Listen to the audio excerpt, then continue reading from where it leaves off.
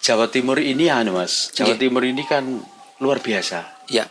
Jadi sumber-sumber PAD itu bisa dimaksimalkan. Kalau mereka pemasaran tidak lancar, maka produksi tidak lancar. Untuk bisa menjadi lancar, maka harus ada Bapak Aso. Blitar ada, Tulungagung juga kita adakan. Hadiahnya apa? Hadiahnya gamelan. Dari mana? Nah, berarti anggaran pendidikan yang dinaikkan itu fungsinya untuk menyiapkan siswa itu lebih bisa terserap di dunia pekerjaan.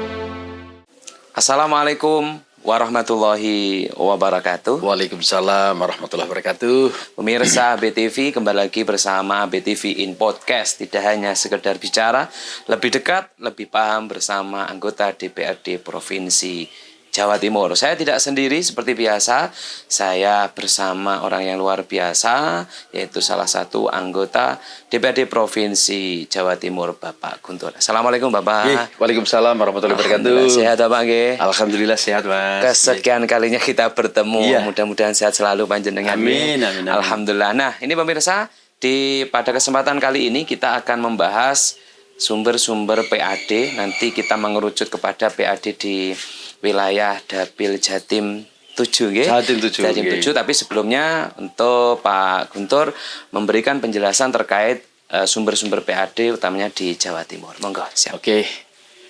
Pemirsa ABTV yang berbahagia, kali ini kita ketemu lagi dalam kegiatan podcast anggota DPRD Jawa Timur.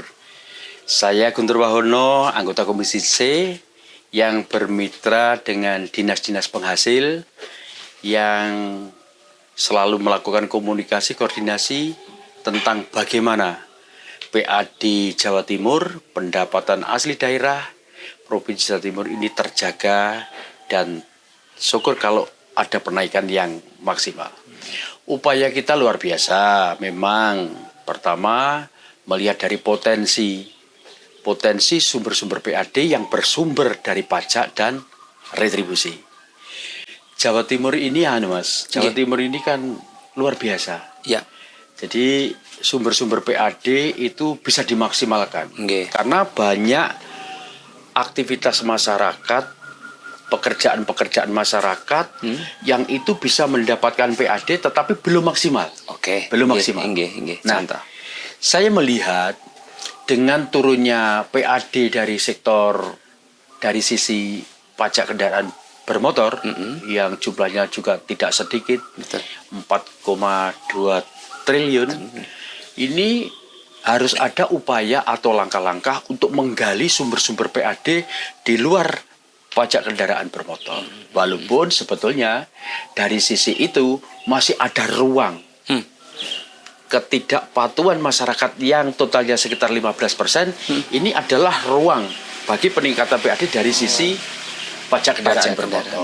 Nah, itu tetap kita maksimalkan, harus ada upaya komunikasi, koordinasi, sosialisasi, dan langkah-langkah strategis agar peningkatan PAD dari sisi pajak kendaraan bermotor di wilayah kampung-kampung yang masih banyak kendaraan yang mati tapi belum terbayarkan pajaknya. Ini mesti harus ada langkah-langkah. Nah, di luar itu saya melihat bahwa pertambangan ini juga perlu dapat atensi dari pemerintah Provinsi Jawa Timur. Pertambangan apa? Kita tahu Mas, bahwa Jawa Timur ini ada beberapa wilayah yang ini lagi bangun tol. Contoh Probolinggo, Banyuwangi, Probowangi. Ada lagi yang ini Malang ke Panjen ke Tulungagung lewat Blitar, kemudian Kediri ke Tulungagung. Itu tentu sangat membutuhkan bahan-bahan galian, baik tanah uruk, batu-batu, kemudian pasir. Ini sangat luar biasa. Nah, memang ketentuannya bahwa kontraktor itu harus mengambil pasir dari pengusaha penambang yang sudah punya legalitas. Tetapi ternyata setelah kita survei di lapangan, mereka juga mengambil kepada penambang-penambang yang belum punya legalitas. Jadi dia ngepul dari Ya. para penambang, Nggih. terus legalitasnya milik mereka akhirnya dijual lah kepada kontraktor kontraktor. yang menangani pembangunan tol Nggih, nggih, nggih. yang ada di Jawa Timur Nggih, ini. nggih. Nah, kalau andaikan perizinan terkait dengan penambangan ini diberikan satu kemudahan, Oke. ya, berapa besar Jawa Timur Iya, betul. itu mendapatkan hasil pajak dan retribusi dari pertambangan. Karena seperti di Lumajang, Nggih. itu pasarnya top nomor 1 itu. Siap. Nggih. Lumajang. Nggih. Kemudian ada di Blitar. Blitar. Dari aliran Gunung Gedang. Kelut, Gunung Kelut, ya, nggih, dari nggih. aliran Gunung Kelut itu kan luar biasa banyak Nggih. itu. Nah, kemudian dari Berantas, Oke. kemudian di Kediri ada, Nggih. Tulungagung ada. Dilihat dari sisi penambangan pasir untuk kepentingan pembangunan jalan tol, Ya. itu sudah luar biasa. Ya, Nah, ya. yang jadi persoalan pemerintah ini perlu lebih serius. Bukan berarti tidak serius, Lebih serius. serius tapi harus lebih serius lagi. Siap. Nggih. Jadi memberikan ruang kesempatan kepada para penambang untuk melakukan perizinan agar kegiatan mereka, penambangan mereka itu legal. Ya. Legal aman. Aman. Nggih, nggih. Aman dari sisi legalitas aman, tidak ada pungutan-pungutan lain, pungli-pungli dari oknum. Karena sekarang kita tahu Oknum. ada pihak-pihak tertentu yang mengatasnamakan keamanan. Oke. Apa itu preman, apa itu lembaga apa gitu. Iya, Mohon iya, maaf. iya, nggih. Nah, tapi sejatinya itu alam membebani. Kalau Iya. itu legal, tidak ada begitu-begitu itu. Tidak ada. Berani nggih. Tidak berani. Dan daripada dikasihkan kepada oknum, Nggih. mohon maaf, kan mending dibayarkan kepada pemerintah melalui pajak, Nggih. melalui retribusi. Nggih. Yang ini memang merupakan pungutan-pungutan yang sah yang dilakukan oleh pemerintah kepada masyarakat dan nanti juga akan kembali kepada masyarakat. Kepada masyarakat. Ini, itu luar dari biasa. sisi Nggih. pertambangan. Nggih, pertambangan. Nah, yang kedua kalau kita tahu Blitar Selatan terutama itu banyak penambang-penambang yang biji besi ada. Oke, nggih. Biji-biji emas Blitar Selatan Tulungagung itu luar biasa. Ada fosfor apa Iya, fosfor. Nggih, fosfor nggih. ada. Nikel Kemudian juga ada. macam-macam lah. Nggih. Itu banyak sekali. Nggih, nggih, nggih. Nah, sementara ini kalau mereka itu menggunakan fasilitas akses jalan yang dibangun melalui dana APBD, kemudian legalitas mereka tidak jelas. Betul. Ya, kita sebagai masyarakat ya merasa rugi. Nggih. Merasa rugi karena apa? Kita bayar pajak, tapi jalannya yang rusak. menggunakan yang memanfaatkan kelompok-kelompok yang mereka tidak taat bayar pajak. Pajak. Nah, Nggih. seperti di Tulungagung, Nggih. itu ada gunung besar yang ada di Besole, Ya, marmer, marmer. gudangnya marmer. Itu top, itu luar biasa. Iya, nggih, nggih. Itu sering ya jadi bulan-bulanan dari oknum-oknum itu. Oh. Coba kalau mereka itu pertama legalitas sudah punya, Nggih. kemudian ada satu bentuk perlindungan kepada para penambang Bang, nggih. agar mereka juga nyaman bekerja, dan kalaupun mereka harus mengeluarkan dana, dana itu memang dikeluarkan untuk kepentingan-kepentingan yang Pemerintah. legal Iya. ke pemerintah berdasarkan aturan dan perundang-undangan. Iya, nggih. Dan sekali lagi, anggaran yang dihimpun oleh pemerintah melalui berbagai pungutan itu tadi, Nggih. itu nanti tetap akan dikembalikan kepada masyarakat dalam bentuk program, baik program itu ke sekolah, untuk kepentingan kesehatan, kemudian untuk infrastruktur, Siap. atau untuk kepentingan-kepentingan yang lain. Nggih, nggih. UMKM kita itu juga top, itu luar biasa. Nah, Top nggih. iya, dinas penanaman modal, Iya, nggih. perizinan terpadu satu pintu, Nggih. Provinsi Jawa Timur, ini sudah beberapa tahun yang lalu memberikan ruang kepada para pengusaha pelaku UMKM Nggih. untuk ngurus izin. Kalau mereka usahanya, kegiatannya pelaku UMKM itu ada legalitas, maka usahanya ya insya Allah bisa lancar. Nggih. Karena pada saat mereka membutuhkan permodalan, lembaga keuangan baik itu dari bank atau non bank, Siap. itu yang ditanyakan legalitas. Sudah punya legalitas apa belum? Nah, Iya, nggih. kalau mereka tidak punya legalitas, Betul. ya mereka akan stagnan. Usahanya ya tetap itu begitu saja, tidak bisa ditingkatkan. Nggih. Kalaupun ada pesanan dari mana, itu mesti ada.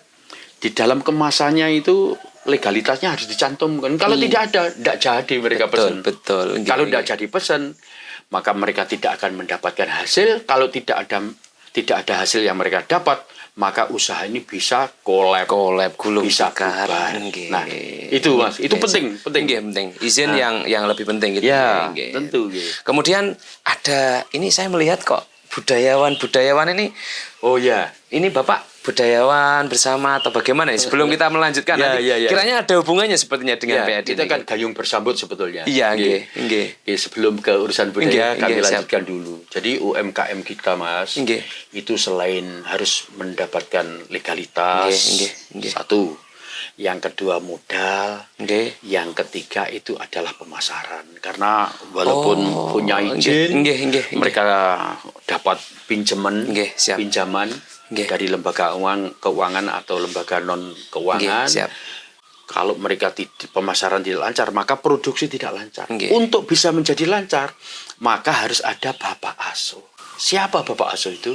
Bapak Asuh itu adalah para perusahaan-perusahaan besar yang bisa mengambil, menampung produksi Iya, daripada para UMKM. UMKM. Nah, Iya, termasuk perhatian daripada dinas perdagangan, dinas koperasi ini sangat dominan. Nggih. Karena penting sekali. Siap. Nggih. Nah, karena di kegiatan-kegiatan masyarakat atau kegiatan-kegiatan kami di bidang budaya, Nggih. apa itu kegiatan seni tradisi Adulaga para Jawara Tiban, Wah, siap. baik Blitar, Tulungagung, Trenggalek, itu kan Pusatnya nih. berserakan para UMKM muncul di situ. Betul, nggih. Para pedagang kan banyak. Nah, kalau pedagangnya banyak, UMKM timbul, maka retribusi juga akan masuk. Nah, itu hubungannya. Nggih, Maka kegiatan-kegiatan budaya ini tidak bisa lepas dari UMKM. Oke. Termasuk tempat-tempat wisata. Tempat wisata yang ada di Blitar, Tulungagung, di dapil kami. Iya, ini luar biasa. Coba kalau jenengan lihat di sepanjang jalan lintas selatan, JLS, ya, siap. jalan lintas selatan. Nggih. Atau dikenal Pansela. Ya. Jalur pantai laut selatan. Nggih. Itu kan muncul Iya, nggih. tempat-tempat UMKM orang berjual macam itu. Nggih, Berarti nggih. kalau demikian, maka ekonomi masyarakat tumbuh. Akan tumbuh. Masyarakat tumbuh. Nggih. Tempat-tempat wisata tumbuh. Nah, wisata itu akan menjadi ramai kalau wisata itu juga menghadirkan para budayawan. Betul, nggih. Tentu semarak. Nggih, Tentu nggih. semarak. Nggih. Kalau banyak orang berkumpul, para wisatawan tidak hanya wisatawan lokal, Nggih. tetapi domestik, kemudian kalau perlu dari luar negeri mancanegara. juga banyak mancanegara hadir. Nggih. Maka penginapan muncul, pajak penginapan dapat, iya, kemudian rumah makan. Nggih. Nah, itu juga akan masuk sebagai PAD. Nggih. Kemudian parkir, banyaklah. Banyak sekali, nggih. Banyak sekali. Sehingga tempat-tempat wisata yang marak di Blitar Selatan tidak hanya sebagai wisata yang stagnan tidak berjalan, maka harus berkembang betul-betul sebagai objek wisata yang betul-betul diminati oleh masyarakat. Bagaimana bisa berkembang pesat? Maka kuncinya adalah akses jalan. Sebagus apapun pantai selatan, tapi kalau akses jalannya jelek, maka wisata itu juga tidak akan pernah ramai. Kalau aksesnya bagus, maka pasti ramai. Untuk bisa akses bagus, perlu bantuan APBD masuk. APBD dari mana? Dari pajak dan retribusi di tempat-tempat wisata atau pungutan yang lain. Itu, Mas. Sebenarnya saling terkait. Keterkaitan ini karena untuk bersama. Nah, ini luar biasa. Nah, Pak Guntur memandang wisata, kita belum ke yang lain. Wisata di wilayah Panjenengan, utamanya di Dapil 7 itu bagaimana? Ini perkembangannya sudah bagus atau masih perlu kita motivasi atau diklat-diklat pendalaman kita? Jadi sumber daya alamnya luar biasa bagus. Kemudian semangat daripada masyarakat untuk membangun tempat-tempat wisata itu juga luar biasa. Tinggal satu, Karena mereka rata-rata masih kekurangan anggaran untuk bisa memaksimalkan tempat wisata menjadi objek wisata yang bisa dikunjungi banyak orang. Nah, caranya bagaimana? Hadirlah pemerintah. Tugas pemerintah harus memberikan support atau dukungan kepada tempat-tempat ini untuk dapat dimaksimalkan. Kalau pemerintah melalui APBD ini merasa kurang anggaran, maka solusinya adalah pemerintah harus menggandeng pihak swasta atau investor. Nanti dengan cara bagi hasil. Dengan perbandingan 70-30 di tahun pertama, tahun kedua 60-40, nanti pada akhirnya VVW dan selebihnya berapa tahun ke depan oleh investor sudah dilepas karena modal yang ditanamkan untuk membangun tempat wisata sudah bisa kembali. Kalau pemerintah serius dalam rangka membantu, baik itu mensupport melalui anggaran maupun mencarikan akses investor untuk masuk dalam rangka pengembangan itu, ya tentu PAD dari sisi sektor wisata mesti akan terdongkrak luar biasa. Pasti akan naik yang sangat signifikan. Itulah keinginan-keinginan kita, harapan-harapan kita semua agar sinergi antara kebutuhan dengan mereka yang penentu kebijakan. Itu Mas, luar biasa. Nah, ini selain pariwisata ini Pak Guntur, kita kan punya pantai banyak nih. Apakah ada lain sisi, mungkin lain PAD lain selain pariwisata yang bisa kita kembangkan, mungkin pelabuhan ataupun apa, memungkinkan atau tidak ini Pak? Jawa Timur itu Mas, Jawa Timur itu di dapil kami Jatim 7 itu ada 2. Yang pertama di Pantai Popoh. Pantai Popoh itu banyak nelayan ikan. Nah, ada salah satu pejabat dari UPT sana yang itu mencoba narik kapal besar masuk. Apakah bisa? Bisa. Biasanya para nelayan yang punya kapal besar takut karena gelombangnya Blitar Selatan atau Tulungagung Selatan kan besar. Tapi ternyata bisa. Ternyata bisa. Nah, cuma kalau itu dikembangkan terus, ada satu kebijakan dari pemerintah provinsi melalui Dinas Perikanan dan Kelautan untuk menarik kapal-kapal besar seperti yang masuk di Perigi atau di Muncar, itu masuk di Tulungagung, di Tambarjo, Blitar, itu akan luar biasa. Akan luar biasa karena ternyata bisa. Lah orang biasanya kan takut, tinggal keberanian saja. Kalau sudah dicoba bisa, kenapa kok tidak? Perikanan ini kan luar biasa, satu potensi ikan yang tidak perlu merawat, jumlahnya melimpah. Nggak usah ngasih makan gitu. Iya, nggak usah kasih makan, nggak usah kasih apa, nggak usah merawat macam-macam. Kan tinggal bagaimana cara kita menyiapkan, menyiapkan kapal-kapal yang kira-kira bisa untuk nyari ikan besar. Cuma yang jadi persoalan, baik itu di pelabuhan manapun, apa itu di Mayang Probolinggo, apa di Muncar Banyuwangi, apa di Popoh, apa di Trenggalek sana Perigi, apa di Blitar, itu tidak semua ikan bisa dikonsumsi. Hasil tangkapan itu. Nah, sehingga harus dipilah-pilah mana yang bisa dikonsumsi, mana yang tidak. Apakah yang tidak bisa dimakan itu dibuang? Tidak. Itu juga bisa mendatangkan nilai ekonomi yang sangat luar biasa. Untuk apa? Diolah sebagai tepung ikan. Nah, sehingga kalau memang ini satu peluang, ya tentu pemerintah Provinsi Jawa Timur harus kerjasama dengan siapa? Apa pihak ketiga, apa bagaimana setor ikan yang tidak bisa dikonsumsi untuk dapat diolah sebagai tepung ikan. Tepung ikan itu untuk apa? Tepung ikan itu untuk campuran pakan ternak. Ternak sapi, kambing, entok, itu kan banyak peternak-peternak kita di Blitar. Termasuk Blitar ini kan penghasil telur terbesar Indonesia, 450 ton setiap hari. Coba, mereka butuh tepung itu untuk tepung ikan. Begitu juga para peternak-peternak kita, baik itu ternak sapi, kambing yang besar-besar kan banyak. Itu juga butuh. Nah, berarti kalau pemerintah provinsi itu bisa kerjasama dengan pihak ketiga, mereka menyiapkan pabrik di lokasi perikanan itu, tempat pelelangan ikan, pelabuhan, untuk diolah menjadi tepung, maka itu satu pendapatan yang sangat luar biasa, dan itu bisa mendongkrak PAD Jawa Timur. Kalau perlu kerjasama dengan badan usaha milik daerah, daerah. Kalau daerah andai kan di sana bikin peternakan yang luar biasa di sana. Tepungnya harus kita suplai dari produksi yang kerjasama kita Nah itu kan sangat meringankan dan hasilnya akan luar biasa. Siap. Itu Pak. Ternyata banyak sekali nih Pak Guntur. Tergantung kemauan. Tergantung ide-ide kreatif daripada para pejabat dari Pemprov Jatim dan kerjasama dengan pemerintah daerah. Ngaten.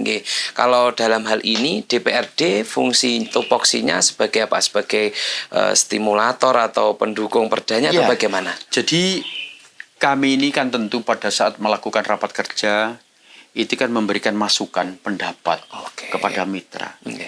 Mitra kita adalah mitra-mitra dinas penghasil PAD. Nah kalau itu ruang, itu peluang, maka kita sampaikan. Nah setelah kita sampaikan, kalau dari pihak eksekutif nanti merespon dengan baik, maka kami dari DPRD, terutama dari Badan Anggaran, tentu akan membackup kepentingan anggaran-anggaran selama ini bisa mendongkrak PAD kepentingan PAD Provinsi Jawa Timur. Nah itu kepentingan kita. Tidak sekedar ya ngamuk-ngamuk marah-marah. Itu makanya saya tanyakan Nah itulah mitra. Mitra itu sahabat. Mitra itu teman. Sama-sama penyelenggara pemerintahan Provinsi Jawa Timur. Ya memang kadang-kadang kami keras. Kami keras itu dalam kapasitas apa? Tidak memusuhi, tidak marah. Tetapi ya karena beda pendapat, silang pendapat, atau menyamakan persepsi dalam rangka bagaimana PAD Jawa Timur ini terjaga. Jangan sampai turun. Kalau turun, yang sengsara rakyat. Yang sengsara rakyat. Karena rakyat kebutuhannya macam-macam. Infrastruktur butuhnya banyak. Sekolah butuhnya juga banyak. Apalagi sekarang sekolah alokasi anggaran dari 20% dari APBD. Sekarang sudah ditingkatkan menjadi 32%. Pendidikan. Nah, yang kesehatan. Yang dulu ada alokasi 10%, sekarang sudah dongkrak sedemikian rupa menjadi 19%. Agar apa? Pelayanan pemerintah Provinsi Jawa Timur terhadap anak didik kita itu bisa baik. Maksimal. Kita bisa mencetak generasi bangsa yang berkualitas. Karena sudah tidak ada kesulitan. Kok ada kenaikan untuk apa? Ya tentu ya untuk menambah kemampuan atau kapasitas guru. Kapasitas guru. Yang kedua, untuk sarana prasarana, mendukung sarana prasarana agar kebutuhan-kebutuhan anak-anak di sekolah itu tercukupi. Jangan sampai sekolah mengeluarkan siswanya pada saat lulus, tetapi pada saat mereka lulus mereka tidak bisa melanjutkan sekolah atau tidak terserap di dalam dunia kerja. Arahnya juga ke situ. Ke sana.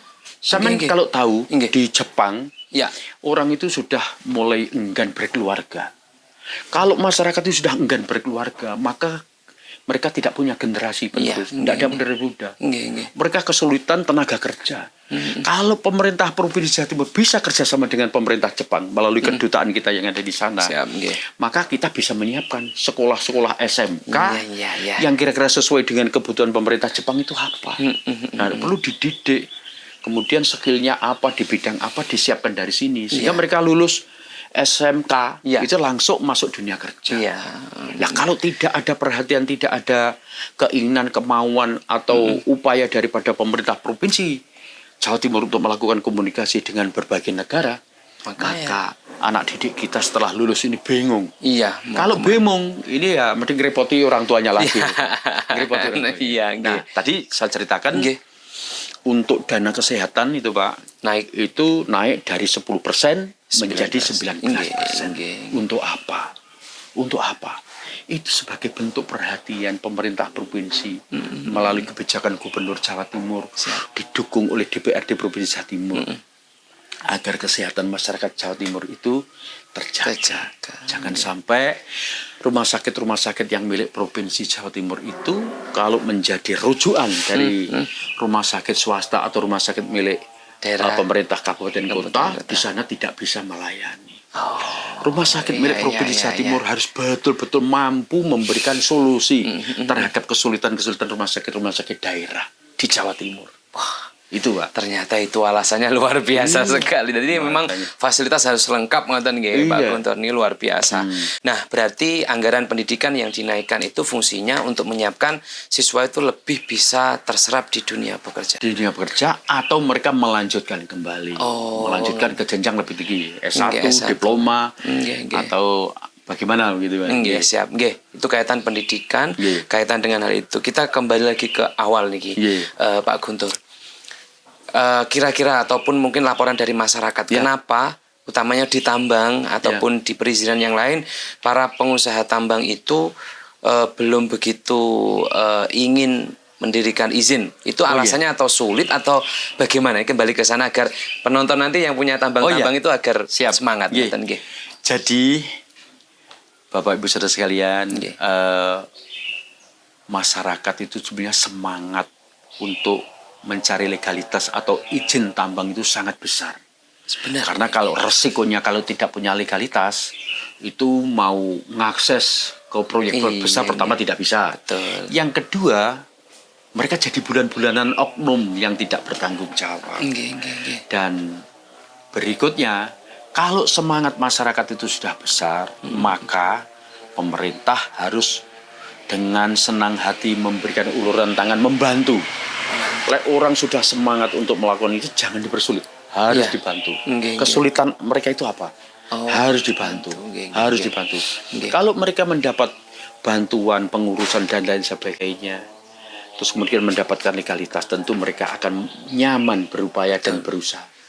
Dan kalau sudah merasa nyaman berusaha, maka kalau mereka dibutuhkan oleh pemerintah untuk kepentingan apapun, tidak ada kata lain kecuali kata siap. Tadi ada pertanyaan, Pak Guntur ini kok ada kegiatan budaya?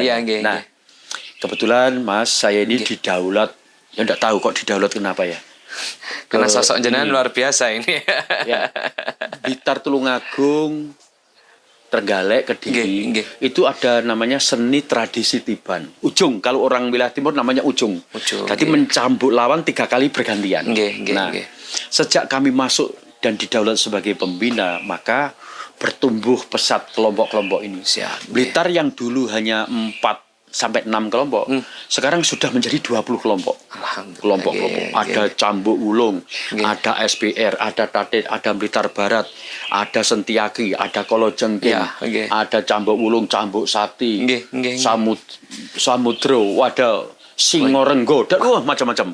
Gelap Sayito, itu nama-nama kelompok. Jadi kelompok satu, kelompok lain. Nah, dulu setelah adu laga di panggung, kalau merasa kena, itu dilanjutkan tikai, gegeran di bawah. Tetapi sejak kami masuk sebagai pembina, pertengkaran di bawah tidak ada. Jadi ini hanya adu seni, adu laga di atas. Di atas kawan, tapi di bawah adalah kawan. Nah, ini jadi. Nah, kami juga sebagai pembina di seni tradisi Langen Beksan. Nah, Langen Beksan itu. Nah, tetapi Langen Beksan yang kami maksud adalah Langen Beksan bukan tayub. Jogetannya sama, tetapi kalau tayub itu identik dengan minum-minuman, tetapi kalau Langen Beksan yang kita bina ini tanpa minum-minuman. Dan nanti rencana dalam memperingati bulan Bung Karno, nah kita adakan lomba Langen Beksan yang diikuti oleh seluruh masyarakat Blitar Raya. Jadi Blitar ada, Tulungagung juga kita adakan. Hadiahnya apa? Hadiahnya gamelan. Dari mana? Dari APBD Jawa Timur melalui dana aspirasi kami. Berapa banyak? Berapapun yang ikut, kita nanti akan mencari 5 besar. Jadi ada 5 kelompok terbaik pertama, kedua, ketiga, keempat, kelima, yang nanti kita siapkan hadiah yang bersumber dari APBD Provinsi Jawa Timur. Jadi itu, Blitar 5 kelompok yang kita ambil, kemudian Tulungagung juga demikian. Itulah dana yang bersumber dari masyarakat, yang bersumber dari pajak dan retribusi, kita himpun oleh pemerintah. Dunia kesehatan, dunia pendidikan, untuk seni budaya, pariwisata, infrastruktur dan lain sebagainya, termasuk pengadaan gamelan kembali lagi kepada masyarakat. Kenapa?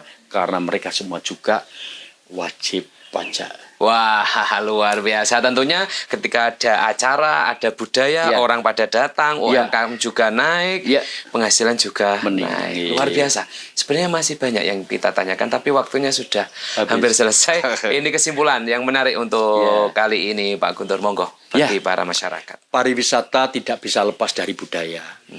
Tumbuhnya budaya dan pariwisata akan menghadirkan para wisatawan. Banyaknya wisatawan yang hadir di objek-objek wisatawan wisata yang ada di Blitar dan Tulungagung tentu akan menumbuh kembangkan semangat ekonomi masyarakat. Dengan semaraknya masyarakat yang menghidupkan UMKM, maka akan hadirlah PAD yang bersumber dari retribusi. Kepada masyarakat, mari bersama-sama kita gelorakan semangat berupaya untuk meningkatkan kesejahteraan kita. Dengan semakin kesejahteraan kita, maka pajak dan retribusi akan masuk ke PAD Jawa Timur yang nanti akan kembali kepada masyarakat.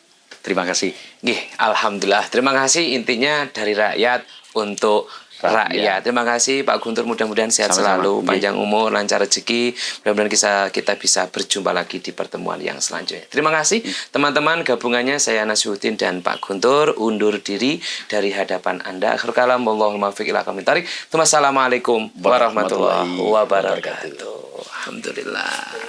Arigatou gozaimasu.